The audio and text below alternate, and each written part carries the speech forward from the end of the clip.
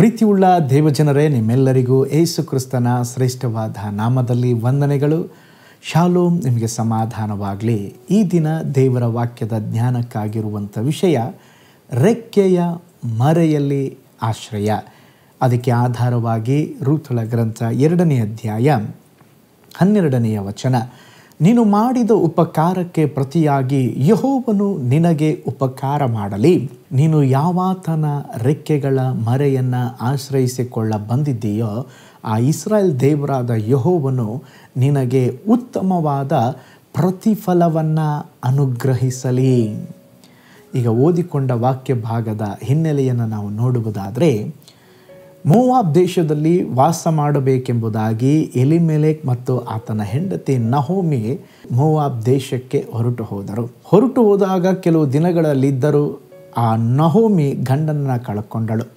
ನಂತರ ತನ್ನ 2 ಮಕ್ಕಳಿಗೆ ಆ ಮೋವಾಬ್ ದೇಶದಲ್ಲೇ ಮೋವಾಬ್ ಹೆಣ್ಣು ಮಕ್ಕಳನ್ನು ಮದುವೆ ಮಾಡಿಸಿದಳು.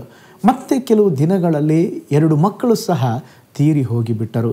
ನಹೋಮಿಯ ಜೀವಿತ ಒಂದು ಕಹಿಯಾದ ಜೀವನವಾಯಿತು.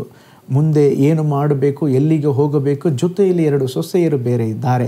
ಒಂದು ತೀರ್ಮಾನಕ್ಕೆ ಬಂದಳು. ದೇವರು ಕಟಾಕ್ಷಿಸಿ ತನ್ನ ಜನರಿಗೆ ತಿರುಗಿ ಸ್ತೋತ್ರ ಅದ್ಭುತ ಮಾಡ್ತಾ ಇದ್ದಾರೆ ಎಂಬುದಾಗಿ ಅವಳು ತಿಳಿದುಕೊಂಡಾಗ ತಿರುಗಿ ನಾನು ಬಿಟ್ಟು ಬಂದಂಥ ಬೆತ್ಲೆಹೇಮ್ ಪಟ್ಟಣಕ್ಕೆ ನಾನು ಹೋಗ್ತೇನೆ ಎಂಬುದಾಗಿ ಅವಳು ಸೊಸೆಯಂದರನ್ನ ಕರೆದು, ನಿಮಗೆ ವಯಸ್ಸಿದೆ, ನಿಮ್ಮ ಜೀವಿತವನ್ನು ನೋಡಿಕೊಳ್ಳ್ರಿ, ದೇವರು ನಿಮ್ಮನ್ನು ಬ್ಲೆಸ್ ಮಾಡಲಿ, ನನ್ನನ್ನು ಬಿಟ್ಟು ಹೋಗ್ರಿ ಎಂಬುದಾಗಿ ಹೇಳಿದಾಗ ಓರ್ಫಳು ಒಬ್ಬ ಸೊಸೆ ಅವಳು ಏನು ಮಾಡಿದ್ಲು ಅಂತ ಹೇಳಿದ್ರೆ, ಸ್ತೋತ್ರ ನಹೋಮಿಯನ್ನು ಬಿಟ್ಟು ಹೊರಟು ಹೋದಳು.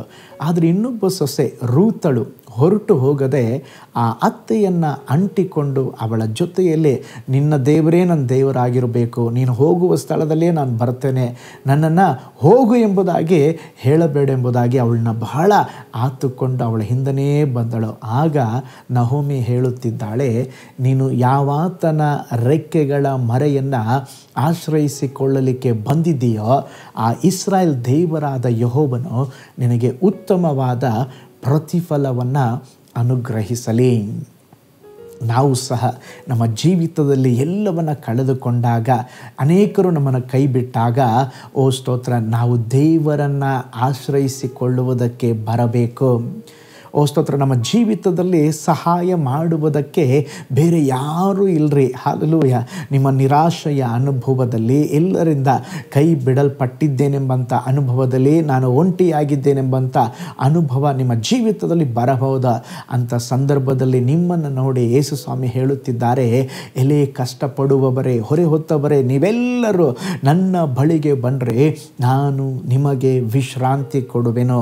ನೋಡ್ರಿ, 2 ಕರಗಳನ್ನು ಚಾಚಿ ಯೇಸು ಸ್ವಾಮಿ ಇನ್ವಿಟೇಷನ್ ಕೊಡ್ತಾ ಇದ್ದಾರೆ, ಒಂದು ಆಮಂತ್ರಣವನ್ನು ಕೊಡ್ತಾ ಇದ್ದಾರೆ. ನನ್ನ ಬಳಿಗೆ ಬಂದರೆ, ಯಾರಾದರೂ ಆಶ್ರಯ ಬಳಿಗೆ ನಾವು ಹೋಗುವಾಗ ನಮ್ಮ ಹತ್ರ ಬರಬಾಡ್ರಿ ಎಂಬುದಾಗಿ ದೂರ ತಳ್ಳಿಬಿಡ್ತಾರೆ.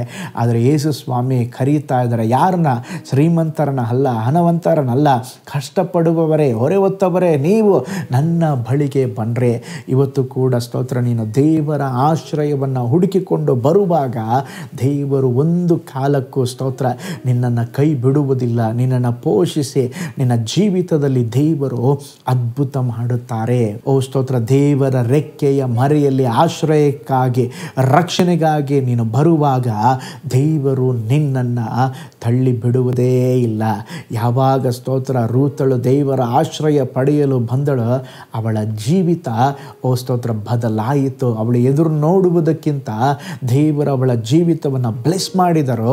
ಯೇಸು ಸ್ವಾಮಿ ಕೂಡ ಅದೇ ವಂಶದ ಮೂಲಕವಾಗಿ ಜನಿಸಿ ಬರಲಿಕ್ಕೆ ಒಂದು ಮೆಸ್ಸಿಯನ ಕುಟುಂಬದಲ್ಲಿ ಅವಳೊಂದು ಸ್ಥಾನವನ್ನು ತೆಗೆದುಕೊಂಡಳು. ಪ್ರೀತಿಯುಳ್ಳ ದೇವಜನರೇ, ನೀವು ದೇವರ ರೆಕ್ಕೆಯ ಮರೆಯನ್ನು ಆಶ್ರಯಿಸಿಕೊಂಡು ಬರುವಾಗ ದೇವರು ನಿಮಗೂ ಸಹ ಅದ್ಭುತ ಮಾಡುವರು. ಒಂದು ಅದ್ಭುತ ಸಾಕ್ಷಿಯನ್ನು ನಿಮ್ಮೊಂದಿಗೆ ಹಂಚಿಕೊಳ್ಳುತ್ತೇನೆ. ಒಬ್ಬ ಯೌವನಸ್ಥ ಮಗಳು ಹೊರದೇಶಕ್ಕೆ ಹೋಗಿ ಅಲ್ಲಿ ಕಷ್ಟಪಟ್ಟು ದುಡಿದು ಕುಟುಂಬದಲ್ಲಿರುವಂಥ ಎಲ್ಲರನ್ನ ನೋಡಿಕೊಂಡಳು. ಸ್ತೋತ್ರ, ತನ್ನ ಸಹೋದರಿಯರಿದ್ದರು, ಅವರಿಗೆ ಅವರ ವಿವಾಹದ ವಿಷಯದಲ್ಲಿ ಎಲ್ಲ ಆರ್ಥಿಕವಾಗಿ ಎಲ್ಲ ವಿಧದಲ್ಲಿ ಸಹಾಯ ಮಾಡಿದಳು. ಎಲ್ಲರಿಗೂ ಸಹಾಯ ಮಾಡಿದರು, ಅವರವರ ಲೈಫಲ್ಲಿ ಅವರು ಸೆಟ್ಲ್ ಆದರು. ಆದರೆ ಈ ಸಹೋದರಿ ದಿನಗಳು ಕಳೆದಂತೆ ಸ್ತೋತ್ರ ಆ ದೇಶದಿಂದ ತಿರುಗಿ ವಾಪಸ್ ಬಂದಾಗ ಈ ಸಹೋದರಿಯನ್ನು ನೋಡಿಕೊಳ್ಳುವವರು ಯಾರೂ ಇರಲಿಲ್ಲ. ಅವಳ ಜೀವಿತದ ಬಗ್ಗೆ, ಅವಳ ಭವಿಷ್ಯದ ಬಗ್ಗೆ ಯಾರೂ ಯೋಚನೆ ಮಾಡಲಿಲ್ಲ. ಎಲ್ಲರೂ ತಮ್ಮ ಪ್ರಯೋಜನಕ್ಕಾಗಿ, ಸ್ವಾರ್ಥಕ್ಕಾಗಿ ಉಪಯೋಗಿಸಿಕೊಂಡ್ರು. ಆ ಪರಿಸ್ಥಿತಿಯಲ್ಲಿ ಕೈ ಬಿಡಲ್ಪಟ್ಟವಳಾಗಿ ನಾನು ಎಲ್ಲಿಗೂ ಹೋಗಬೇಕು, ನನಗೆ ಯಾರಿದ್ದಾರೆ, ನನಗೆ ಯಾರು ಆಶ್ರಯ ಎಂಬುದಾಗಿ ಸ್ತೋತ್ರ ಅವಳ ಜೀವಿತದಲ್ಲಿ ಅನೇಕ ಪ್ರಶ್ನೆಗಳು ಉದ್ಭವಿಸಿದ ಅಂಥ ಸಂದರ್ಭದಲ್ಲಿ ದೇವರ ಬಳಿಗೆ ಬಂದು, ದೇವರೇ ನನಗೆ ನೀವಿದ್ದೀರಾ, ನೀವು ನನಗೆ ಸಹಾಯ ಮಾಡ್ತೀರಾ, ಒಂದು ಅದ್ಭುತವನ್ನು ಮಾಡಿರಿ ಎಂಬುದಾಗಿ ಮೊರೆ ಇಟ್ಟಾಗ ಸ್ತೋತ್ರ ಒಬ್ಬ ಬೋಧಕರ ಮೂಲಕವಾಗಿ ಸ್ತೋತ್ರ ಒಂದು ಕುಟುಂಬದವರು ಒಂದು ಭಯಭಕ್ತಿ ಹುಡುಗಿ ಯಾರಾದರೂ ಇದ್ದಾರಾ ಮದುವೆಗಾಗಿ ಎಂಬುದಾಗಿ ಹುಡುಕುತ್ತಾ ಇದ್ದರು. ಅವರು ಸಹ ಹೊರದೇಶದಲ್ಲೇ ಒಂದು ಒಳ್ಳೆಯ ಕೆಲಸವನ್ನು ಮಾಡುತ್ತಾ ಇದ್ದರು. ಆ ಬೋಧಕರು ಈ ಸಹೋದರಿಯನ್ನು ನೆನಪು ಮಾಡಿಕೊಂಡು ಆ ಮದುವೆಯ ಪ್ರಸ್ತಾಪವನ್ನು ತಿಳಿಸಿದಾಗ ಈ ಸಹೋದರಿ ಸಹ ಒಪ್ಪಿಕೊಂಡರು. ಮದುವೆಯಾಯಿತು. ನಂತರವಾಗಿ ಅವಳ ಜೀವಿತ ಆಶೀರ್ವದಿಸಲ್ಪಟ್ಟಿತು. ಅವಳು ಅಂದುಕೊಂಡಿದ್ದಕ್ಕಿಂತಲೂ ಯೋಚಿಸುವುದಕ್ಕಿಂತಲೂ ದೇವರು ಒಂದು ಒಳ್ಳೆಯ ಗಂಡನನ್ನು, ಒಳ್ಳೆಯ ಕುಟುಂಬವನ್ನು, ಒಳ್ಳೆಯ ಕೆಲಸವನ್ನು ಎಲ್ಲ ವಿಷಯದಲ್ಲಿ ದೇವರು ಘನಪಡಿಸಿದರು. ಪ್ರೀತಿಯುಳ್ಳ ದೇವಜನರೇ, ನಿಮ್ಮ ಜೀವಿತದಲ್ಲಿ ನೀವು ಸಹ ಸ್ತೋತ್ರ ಇದೇ ಪರಿಸ್ಥಿತಿಯಲ್ಲಿದ್ದೀರಾ. ಸ್ತೋತ್ರ ದೇವರ ಆಶ್ರಯದ ಕಡೆಗೆ ಬಂದರೆ, ದೇವರನ್ನು ಆಶ್ರಯಿಸರೆ ನಿಶ್ಚಯವಾಗಿ ದೇವರು ನಿನಗೆ ಸಹ ಸಹಾಯ ಮಾಡ್ತಾರೆ. ದೇವರು ನಿಶ್ಚಯವಾಗಿ ನಿನ್ನ ಜೀವಿತದಲ್ಲಿ ಕೂಡ ಒಂದು ಅದ್ಭುತವನ್ನು ಮಾಡ್ತಾರೆ. ಒಂದು ನಿಮಿಷ ಕಣ್ಗಳನ್ನು ಮುಚ್ಚಿ, ದೇವರೇ ನಿನ್ನ ಆಶ್ರಯದ ಕಡೆಗೆ ಓಡಿ ಬರ್ತೇನೆ, ನೀನು ನನ್ನ ಆಶ್ರಯವಾಗಿರು, ನೀನು ನನ್ನ ಬಲವಾಗಿರು, ನೀನು ನನ್ನ ಜೀವಿತದಲ್ಲಿ ಎಲ್ಲವೂ ಆಗಿರೆಂಬುದಾಗಿ ದೇವರ ಕರಗಳಲ್ಲಿ ಒಪ್ಪಿಸಿಕೊಟ್ಟು ಪ್ರಾರ್ಥನೆ ಮಾಡೋಣ. ಪರಲೋಕದಲ್ಲಿ ವಾಸ ಮಾಡುವ ನಮ್ಮ ತಂದೆಯಾದ ದೇವರೇ, ನೀನು ಒಳ್ಳೆಯ ದೇವರು ಸ್ವಾಮಿ. ನಿನ್ನ ಬಳಿಗೆ ಬರುವವರನ್ನು ನೀನು ತಳ್ಳಿ ಬಿಡುವ ದೇವರೇ ಅಲ್ಲಪ್ಪ ಕರ್ತನೆ. ಈ ಲೋಕದಲ್ಲಿ ಒಂದು ವೇಳೆ ನಾವು ಸ್ತೋತ್ರ ಜನರಿಂದ ಕೈ ಬಿಡಲ್ಪಡಬಹುದು, ಜನರು ನಮ್ಮನ್ನು ಸ್ವಾಮಿ ದೇವರೇ ಮೋಸಗೊಳಿಸಬಹುದು. ಆದರೆ ದೇವರೇ ನಿನ್ನ ಬಳಿಗೆ ಬರುವಾಗ ನೀವೆಲ್ಲವನ್ನು ಅರ್ಥ ಮಾಡಿಕೊಂಡು ನಮ್ಮ ಜೀವಿತವನ್ನು ಆಶೀರ್ವದಿಸಿ ನಮ್ಮ ಜೀವಿತವನ್ನು ಆಳ್ವಿಕೆ ಮಾಡುವ ದೇವರಪ್ಪ. ಅದಕ್ಕಾಗಿ ಸ್ತೋತ್ರ. ಈ ವಿಡಿಯೋ ವಾಚ್ ಮಾಡಿದ ಪ್ರತಿಯೊಂದು ಕುಟುಂಬಗಳನ್ನು, ದೇವ ಜನರನ್ನ ಬ್ಲೆಸ್ ಮಾಡಿರಿ. ನಿಮ್ಮ ದೈವಿಕವಾದ ಹಸ್ತ ಜೊತೆಗಿರಲಿ. ನೀವು ಆಳ್ವಿಕೆ ಮಾಡಿರಿ. ಈ ದಿನ ಜಯವನ್ನು ಕೊಡ್ರಿ, ಬಿಡುಗಡೆಯನ್ನು ಕೊಡ್ರಿ, ಅದ್ಭುತ ನಡೆಯಲಿ ಯೇಸುವಿನ ಹೆಸರಿನಲ್ಲಿ ತಂದೆಯೇ, amen amen. Praise the lord. ಹಾಗಾದರೆ ಸಹಾಯಕ್ಕಾಗಿ ದೇವರ ಆಶ್ರಯವನ್ನು ಹುಡುಕಿಕೊಂಡು ಬನ್ನಿರಿ. ನಿಶ್ಚಯವಾಗಿ ದೇವರು ನಿಮಗೆ ಸಹಾಯ ಮಾಡುವರು. ನಾಳೆ ಮಗದೊಂದು ದೈನಂದಿನ ಧ್ಯಾನದಲ್ಲಿ ನಾನು ನಿಮ್ಮನ್ನು ಸಂಧಿಸ್ತೇನೆ. ನಾನು ನಿಮ್ಮ ಪ್ರೀತಿಯ ಸೇವಕ pastor Paul Joy. God bless you all.